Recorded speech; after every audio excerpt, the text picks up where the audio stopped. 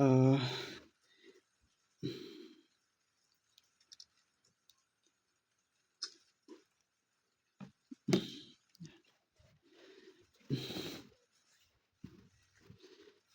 ំរាបសួរផងបងប្អូនខ្ញុំសូមប្រាប់លេខម្ដងទៀត097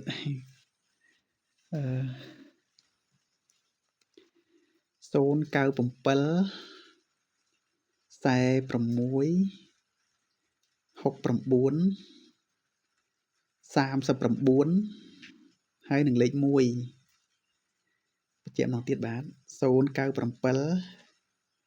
46 69 39ហើយនឹងលេខ1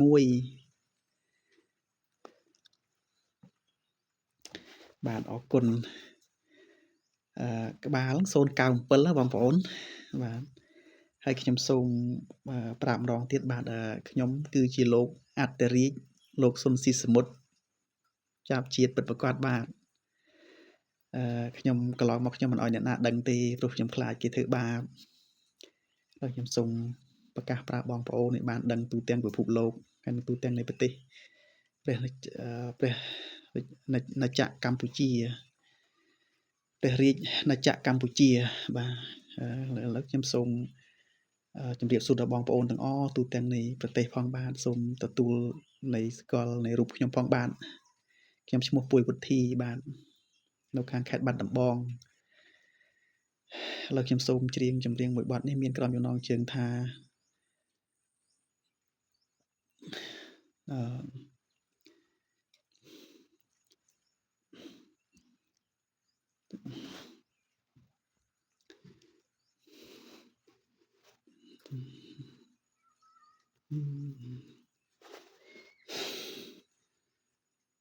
បងឃ្លាតទៅឥតបានទុកនឹកសុំទោសបាទអូហូនឃ្លាតទៅឥតបានទុកនៅសន្យាអ្វីក៏មិនថារែកគិតឲ្យបងចំបែងនេះហើយភ្លើងស្នេហ៍ជាភ្លើងគ្មានផ្សែង